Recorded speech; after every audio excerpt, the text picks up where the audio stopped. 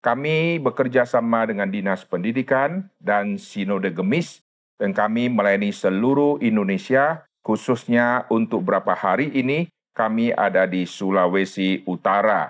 Teman-teman kami ada di Marole. Mereka pergi ke tempat yang jauh sekali, dan kemarin ada yang sudah selesai dari Mahakitang. Dan ada yang sudah selesai dari Nusa Tabukan, itu yang pulau, dan ada tim kami di Manalu, lalu ada tim kami di Tamako, nanti mereka akan pindah lagi. Selama berapa hari ini, kami akan melayani seluruh siswa. Lagu yang kalian pegang simpan baik-baik ya. Semua sekolah yang kami sudah layani, mereka pegang kertas lagu ini. Kalau dalam berapa hari ini masih ada yang belum pegang, berarti sekolahnya mungkin kami belum ketemu karena nyasar, atau kami tiba, siswa sudah pulang. Kalian simpan baik-baik ya. Nanti kami akan kasih link lagunya, bagaimana cara nyanyi lagu ini. Nanti salah satu orang kasih nomor teleponnya, nanti kita send cara nyanyinya. Oke, hari ini saya akan bicara tema yang sangat sederhana, tema yang sangat praktis, tema yang sangat-sangat penting. Mau dengar? Apa bedanya Yesus dengan semua pendiri agama yang lain? Kalau kita tanya beda, berarti pasti ada beda. Tidak ada barang yang mirip 100% tanpa ada bedanya. Anak kembar yang lahir dari rahim mama, kembarnya mirip luar biasa, tetap ada bedanya. Nanti anak yang lebih besar, mungkin kupingnya ada tanda warna hitam di sini. Atau tidak ada tanda hitam, nanti di kepalanya ini ada tanda. Di sini ada bulatan, nanti ada satu bulatan lagi. Sedangkan yang satu tidak ada dua bulatan. Anak kembar tidak ada yang sama. Ada anak kembar yang lahirnya satu telur itu sama, wajahnya sama, semuanya sama. Nanti makin besar, ada yang lebih gemuk, ada yang lebih kurus. Ada yang giginya, taringnya agak muncul sedikit, ada satu yang tidak. Artinya, semua anak kembar selalu ada bedanya. Dua daun yang sama kita sejajarkan, tetap akan ketemu bedanya. Tuhan cipta sidik jari manusia tidak ada yang sama. Sidik jari ada di setiap jarinya manusia, tetapi tidak ada satupun yang sama. Jadi di dalam diri manusia, di dalam dunia ciptaan, banyak yang kesamaannya, tetapi banyak yang ada bedanya. Saya sama kalian ada samanya, sama-sama manusia. Saya sama kalian ada bedanya. Kalian sekolah SMP, saya sudah tidak di SMP. Ada samanya, ada bedanya. Tetapi ada yang bedanya tidak ada di siapapun. Saya beda kalian sama kalian, saya laki-laki, yang kalian wanita. Tapi saya sama dia sama, karena kami sama-sama laki-laki. Jelas? Saya sama kamu, kamu perempuan, saya laki-laki. Tapi saya juga laki-laki sama dia. Nah, yang beda adalah sidik jari saya sama dia, sama-sama laki-laki, beda.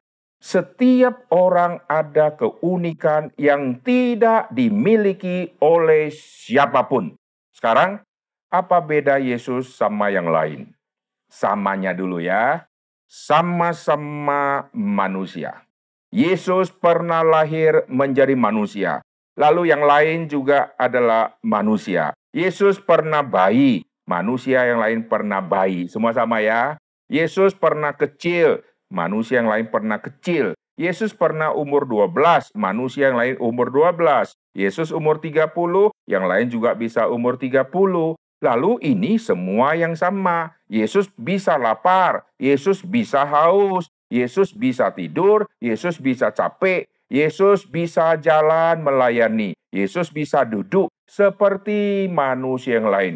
Tetapi apa bedanya? Perhatikan, yang beda di dalam diri Tuhan Yesus yang tidak dimiliki oleh pendiri agama manapun.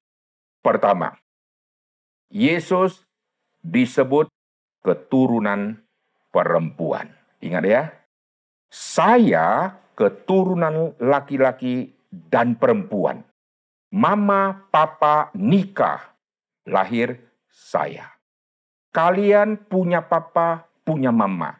Kamu anak siapa? Anak papa, anak mama. Maka saya keturunan laki-laki, keturunan perempuan. Oke? Yesus keturunan perempuan. Di mana laki-lakinya? Perhatikan ya, 4 cara manusia pernah dan bisa ada di dunia. Cara pertama, Tuhan menciptakan Adam. Tuhan cipta Adam dari debu tanah. Tidak pakai laki-laki, tidak pakai perempuan. Dari debu tanah Tuhan bentuk, Tuhan hembuskan nafas hidup, Adam menjadi makhluk yang hidup. Ingat ya, yang pertama, pakai laki-laki atau tidak? Adam pakai laki-laki atau tidak? Tidak. Waktu cipta Adam pakai perempuan tidak? Oke, ingat ya, tidak pakai laki-laki, tidak pakai perempuan. Sekarang manusia kedua muncul Hawa. Hawa perlu ada laki-laki, tapi tidak perlu ada perempuan. Kenapa perlu laki-laki? Karena tulang dari Adam diambil oleh Tuhan, lalu dijadikanlah Hawa. Oke, Adam tidak pakai laki-laki, tidak pakai perempuan. Hawa pakai laki-laki, pakai perempuan tidak? Tidak. Jelas ya? Sekarang yang ketiga, kita semua. Kita semua pakai laki-laki, ada papa, pakai perempuan, ada mama. Oke ya, sudah 3 ya. Sekarang, coba kalian ingat-ingat yang pertama, pakai laki-laki atau tidak? Tidak. Hitung ya. Pakai perempuan atau tidak? Tidak. Oke, cara ini sudah selesai. Tuhan tidak pakai cara ini lagi untuk membentuk satu persatu dari debu tanah lalu hembuskan nafas hidup. Hawa, pakai laki-laki atau tidak? Pakai perempuan tidak? Tuhan stop, tidak pakai cara ini lagi. Sehingga lahirnya manusia yang disebut perempuan tidak buat laki-laki tidur dulu, lalu ambil tulangnya, lalu jadi wanita. Lalu laki-laki yang lain tidur dulu, ambil tulangnya, lalu jadi wanita. Tidak. Jadi Adam, Tuhan pakai cara yang Tuhan tidak ulang lagi. Yang Hawa, Tuhan pakai cara tidak ulang lagi. Sekarang yang ketiga, kita lahir di dunia pakai ayah, pakai ibu. Cara ini yang terus ulang. Oke, nanti kalian sudah besar, kalian juga mulai suka cowok, yang cowok suka cewek, lalu nanti nikah. Oke, setelah nikah, lahirlah anak. Anak kalian punya papa, punya mama. Dan ini terus ulang. Nanti anak kalian sudah besar, dia pacaran, dia nikah. Lahirlah anaknya anak kalian. Itulah cucu kalian. Nanti cucu pacaran sama cucunya orang lain. Lalu nikah lagi, ayah, ibu punya anak lagi. Nah, itu terus ulang. Lihat, sudah 3. Ada 1 yang belum dipakai. Yaitu pakai perempuan, tidak pakai laki-laki. Itulah cara Yesus dilahirkan. Yesus dilahirkan disebut keturunan perempuan. Maka tidak pakai laki-laki. Yesus lahir pinjam rahimnya Maria. Ini tidak pernah ada di pemimpin agama manapun, karena cuma satu-satunya di dalam diri Tuhan Yesus. Mengapa Yesus lahir dari jalur seperti ini? Siapa yang tahu? Siapa yang tahu?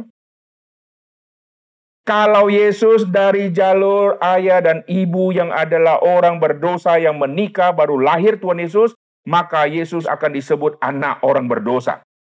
Saya kalau punya papa tukang kebun, maka saya akan disebut tukang kebun, anaknya tukang kebun. Papa saya supir, maka saya disebut anak supir. Papa saya kepsek, maka saya anak kepsek. Yesus kalau lahir dari hubungan suami dan istri, Yesus anak orang berdosa. Tetapi Yesus lahir pinjam rahimnya Maria. Maka Yesus yang mengatakan kepada Maria, sebagai perempuan. Dengar baik-baik. Yesus memanggil Maria perempuan 2 kali. Kali pertama di Yohanes pasal kedua, kali kedua di Yohanes pasal 19. Kalian boleh catat ya. Yohanes pasal kedua dan Yohanes pasal 19. Bahasa Indonesia itu salah terjemahan. Yesus waktu di pernikahan di Kana, Yesus memanggil Maria, "Ibu, mau apakah engkau daripadaku? Saatku belum tiba." Bahasa aslinya, "Perempuan, mau apakah engkau daripadaku?" Waktu Yesus di atas kayu salib, Yesus memanggil, "Ibu, ini anakmu." Waktu dia memanggil Maria, "Ibu, ini anakmu," dia sedang bicara kepada Maria, lalu menunjuk kepada Rasul Yohanes yang ada di bawah salib. Bahasa aslinya adalah, "Perempuan, ini anakmu." Kenapa Yesus berani memanggil Maria sebagai perempuan?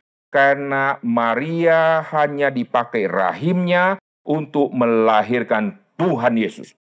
Jadi, Yesus boleh tidak disebut anak Maria, anak Yusuf? Boleh tidak? Boleh. Tetapi, Yesus bukan anak Maria dan Yusuf. Contoh, saya ini waktu dilahirkan, mama dan papa saya tidak tahu siapa, misalnya ya. Lalu masih baby, saya dibawa oleh suster, dijaga di rumah sakit. Mendadak ada sepasang suami istri yang sudah nikah lama tidak punya anak. Dia mampir ke rumah sakit, lalu suster kasih tahu, bapak kan yang mau punya anak tapi tidak bisa kan? Bapak mau adopsi anak toh? Ini kebetulan ada orang yang lahirkan anak, lalu dia sangat miskin, lalu dia titip ke saya, supaya nanti kalau ada orang yang membesarkan anak ini, kasih dia saja. Nah, saya masih kecil, digendong oleh suster, lalu datanglah suami istri yang tidak punya anak, lalu saya diserahkan ke suami istri tadi, saya disekolahkan, dibesarkan. Waktu saya besar, saya panggil mereka apa? Papa. Panggil mama, betul nggak?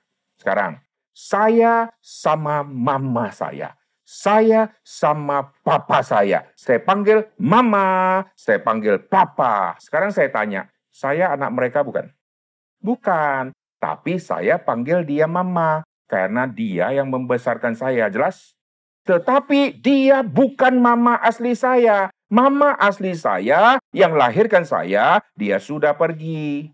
Yesus dilahirkan oleh Maria, dibesarkan oleh Maria dan Yusuf. Maka Yesus disebut anak Maria dan Yusuf. Tetapi karena hanya pinjam rahim, Yesus bisa dikatakan bukan anak Maria, bukan anak Yusuf. Karena Yesus datang dari sorga ke bumi. Amin. Itu keunikan pertama. Bisa ulangi? Manusia ada, yang pertama Adam. Coba, tidak pakai mama dan papa, tidak pakai laki-laki dan perempuan. Yang Hawa? Pakai laki-laki ya, tidak pakai perempuan ya. Yang kita? Pakai laki-laki, pakai perempuan ya. Yang Yesus? Ya, pakai perempuan, tidak pakai laki-laki. Ini tidak pernah ada di pendiri agama manapun. Oke, sekarang yang kedua, dengar baik-baik. Yesus adalah manusia, sama seperti kita. Tapi Yesus juga adalah Allah. Dengar baik-baik. Saya 100% hanya manusia saja. Saya bukan Allah. Kamu manusia atau bukan? Bukan manusia. Wah, dia sadar dia bukan manusia. Kamu manusia ya. Oke, kamu Allah atau bukan? Bukan. Oke, kamu manusia atau bukan? Manusia. Allah bukan?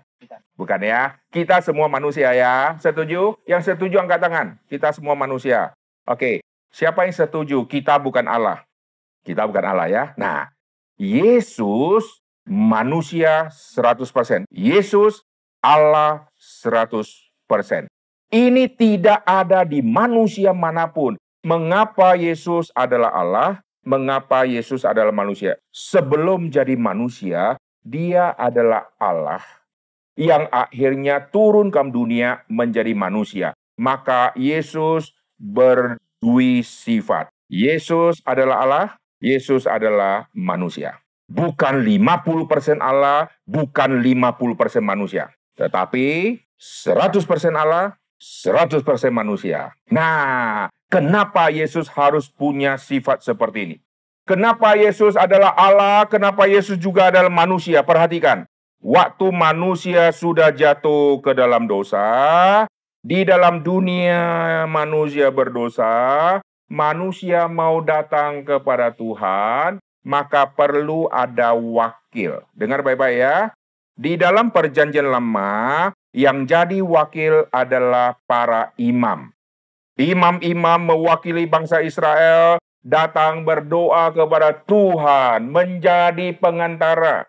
Imam-imam itu pengantara, tetapi imam-imam sendiri berdosa. Oleh sebab itu, imam kalau berdoa, dia akan doa begini, Tuhan ampuni dosaku, Tuhan ampuni dosa bangsaku. Dia pengantara yang juga berdosa, tetapi dia dipilih untuk mewakili manusia karena imam adalah manusia. Binatang tidak bisa mewakili manusia, maka di dalam dunia ini perlu pilih manusia. Kalau menjadi pengantara antara manusia dengan Allah, harus ambil dari manusia siapa manusia yang memenuhi syarat. Tidak ada satupun, karena semua manusia orang berdosa. Maka lihat, Yesus waktu datang ke dalam dunia ini, Yesus jadi manusia. Yesuslah perantara antara manusia dengan Allah. Maka Yesus harus jadi manusia. Yesus karena manusia, maka dia bisa menjadi pengantara kita. Binatang tidak bisa. Imam-imam semua orang berdosa. Yesus menjadi pengantara kita, maka dia tidak boleh ada dosa. Oleh sebab itu, Yesus tidak bercacat. Yesus tidak berdosa. Dia jadi perantara di atas kayu salib. Dia doanya apa? Bapa, ampunilah mereka. Imam kalau berdoa, Tuhan ampunilah saya. Ampunilah dosa bangsaku. Ini imam. Yesus doanya lain. Yesus berdoa tidak seperti ini ya, dengar. Bapa, ampunilah saya dan ampunilah mereka. Tidak. Yesus langsung berdoa, Bapa, ampunilah mereka. Imam berdoa, Tuhan ampuni aku, ampuni dosa bangsaku. Yesus tidak berkata, ampuni dosaku. Karena Yesus tidak berdosa. Perhatikan, Yesus harus manusia karena dia akan menjadi perantara manusia berdosa yang akan berdiri di hadapan Allah yang akan menghakimi. Lalu Yesus harus Allah. Lihat, di dalam dunia Allah ada perantara. Di dalam dunia manusia ada perantara. Perhatikan, perantara antara manusia harus manusia. Perantara antara dunia Allah harus Allah. Dan ini semua ada di dalam diri Tuhan Yesus yang adalah Allah dan manusia. Oleh sebab itu, karena Yesus adalah Allah, dia perantara dari dunia Allah, maka dia berani mengatakan kalimat begini. Dia berkata kepada penjahat, hari ini engkau bersama-sama dengan aku di Firdaus. Dia langsung konfirmasi mana yang bisa diselamatkan dan mana yang tidak. Karena dia Allah. Kita tidak bisa konfirmasi siapa. Tapi Yesus langsung konfirmasi. Hari ini engkau bersama-sama aku ke Firdaus. Lalu dia juga mengatakan dia akan mati. Dan dia berkata, aku akan bangkit kembali. Karena dia adalah Allah. Maka karena Yesus adalah Allah, dia menjadi wakil. Dia adalah utusan dari sorga, menjadi wakil untuk berbicara kepada manusia, lalu mewakili dunia Allah, menyambut manusia, dan menegur manusia. Di dalam perjanjian lama, Tuhan berbicara memakai nabi-nabi, memakai manusia. Di dalam perjanjian baru, memakai rasul-rasul.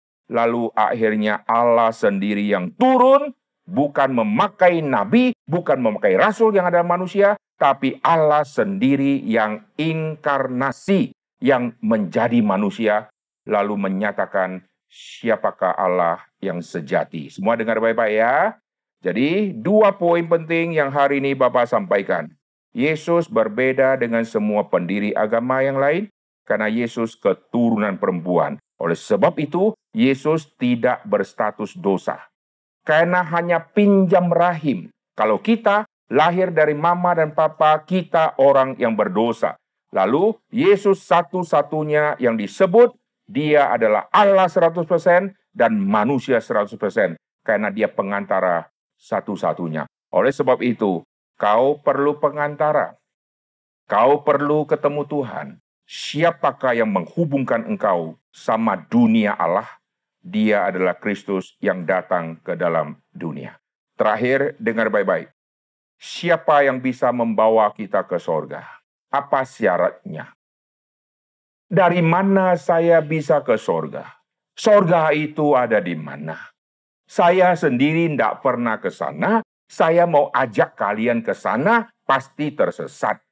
Orang-orang di bumi menawarkan sorga itu ada di mana, sorga di mana, bagaimana cara masuk, pasti tersesat. Maka satu-satunya cara bagaimana saya yakin masuk sorga, mesti yang dari sorga turun ke bumi yang membawa saya ke sana.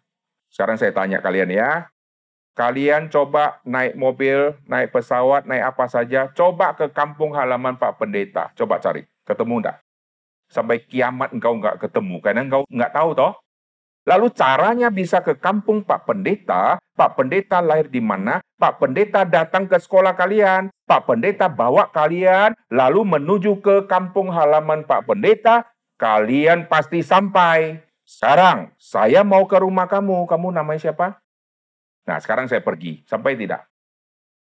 Saya tahu nggak rumahnya? Nggak tahu ya. Terus saya pergi, saya cari di mana rumahnya, nggak ada alamatnya, nggak ada nomornya. Saya cari keliling, akhirnya sampai Filipina, nggak ketemu. Cara saya ke rumah dia yang mesti bawa saya ke rumahnya, jelas? Karena dia tahu rumahnya. Yesus datang dari sorga ke bumi, maka dia yang tahu jalan menuju ke sorga. Dan kalau dia yang bawa, pasti tidak tersesat. Amin. Semua pendiri agama menawarkan jalan ke sorga, tetapi sendiri tidak pernah datang dari sana. Hanya Yesus satu-satunya yang pernah dari sorga ke bumi. Dia adalah Allah yang menjadi manusia, dia mati untuk kita. Dan dia pernah berkata sebelum dia mati, aku akan pergi kepada Bapa dan aku menyediakan tempat bagimu.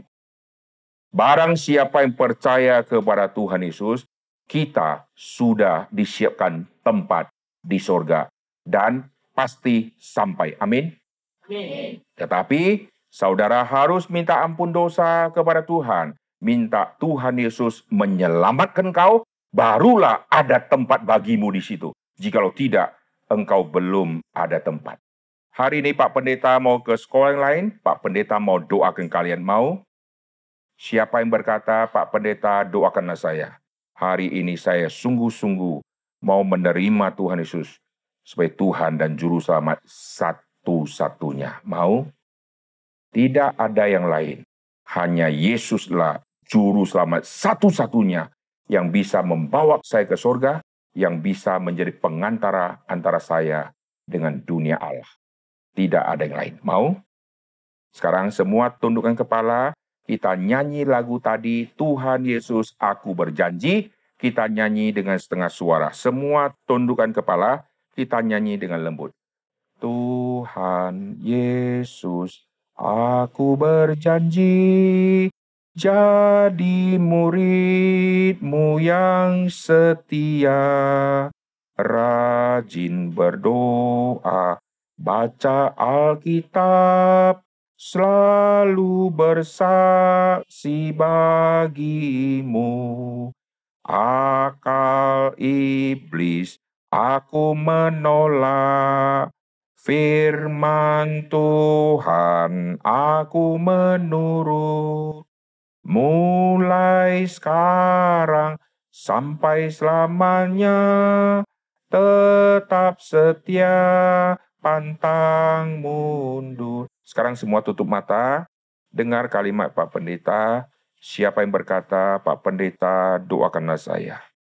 Meskipun banyak teman-temanku bukan orang percaya, dan kami adalah orang percaya, orang Kristen yang sangat sedikit, tetapi kami punya iman yang sejati.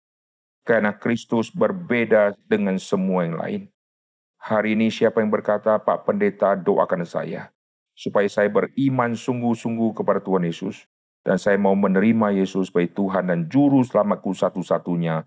Saya tidak akan menyangkal, saya mau menjadikan Kristus adalah Tuhanku dan tidak pernah aku cabut kembali, karena Kristuslah Tuhan yang sudah menyelamatkan aku. Siapa yang berkata, Pak Pendeta, doakanlah saya. Saya mau terima Tuhan Yesus sebagai Tuhan dan Juru Selamat. Yang mau, sekarang angkat tanganmu tinggi-tinggi. Saya akan doakan engkau. Puji Tuhan. Tutup mata, jangan ikut-ikut. Tutup matamu dari hatimu yang paling dalam. Engkau berkata, saya mau terima Yesus. Pak Pendeta, doakanlah saya. Supaya imanku kuat dan teguh sampai aku mati tidak menyangkal Tuhan Yesus. Yang mau angkat tanganmu tinggi-tinggi. Puji Tuhan, puji Tuhan. Sekarang tangan semua diturunkan. Saya tanya pertanyaan terakhir. Siapa yang berkata, Pak Pendeta, meskipun aku belum tahu banyak tentang Alkitab, kalau Tuhan Yesus mau memakai saya menjadi hamba Tuhan, kelak saya lulus SMP, lalu masuk SMA, setelah itu saya akan sekolah Alkitab. Saya mau dipersiapkan menjadi hamba Tuhan untuk melayani Tuhan seumur hidup saya. Saya mau mengabdi, menggembalakan domba-domba Tuhan di gereja. Saya tidak mau jadi pengusaha, saya mau menjadi hamba Tuhan. Pak Pendeta, doakanlah saya. Siapa yang berkata, meskipun sulit, saya tahu begitu berat, tapi saya mau jadi hamba Tuhan kalau Tuhan mau pakai saya. Yang mau jadi hamba Tuhan, sekarang angkat tanganmu tinggi-tinggi. Saya doakan engkau, puji Tuhan. Puji Tuhan, jadi hamba Tuhan sangat susah. Engkau mungkin dibunuh, engkau mungkin dianiaya, tapi engkau berkata, saya mau. Yang mau angkat tangan tinggi-tinggi, puji Tuhan. Sekarang tangan diturunkan, Pak Pendeta doa. Bapa diam surga, kami berterima kasih dalam waktu yang singkat ini, anak-anak sudah mendengarkan firman Tuhan. Kami serahkan semua anak-anak yang sudah angkat tangan, yang mau terima Tuhan Yesus, dan juga yang mau jadi hamba Tuhan. Tuhan mengasihi mereka, sehingga Tuhan mengutus kami datang ke sini untuk melayani mereka. Tuhan ingin semua anak-anak Tuhan mempunyai iman yang sejati di tengah-tengah orang yang tidak beriman kepada Kristus. Mereka akan Tuhan jaga dengan baik. Tuhan lindungi mereka sampai mereka dewasa nanti. Mereka punya pasangan yang juga adalah orang-orang percaya, dan mereka akan menjadi ayah dan ibu yang akan membesarkan anak di dalam tangan pengasihan Tuhan. Dan hamba-Mu berdoa bagi mereka yang mau kelak menjadi hamba Tuhan. Meskipun sekarang mereka belum banyak tahu tentang Alkitab, tetapi sampai mereka besar nanti Tuhan bisa merubah mereka. Mereka akan masuk sekolah Alkitab, mereka akan dipersiapkan menjadi hamba-hamba Tuhan yang akan menggembalakan domba-domba Tuhan di gereja-gereja Tuhan. Berkatilah mereka, berkati ayah ibu, berkati kepala sekolah, guru agama, dan semua guru-guru yang mendidik mereka. Terima kasih Tuhan, dengar doa kami. Dalam nama Tuhan Yesus kami berdoa. Amin. Oke, anak-anak, waktu kita sudah selesai. Kita foto satu kali sama-sama mau? Oh ya?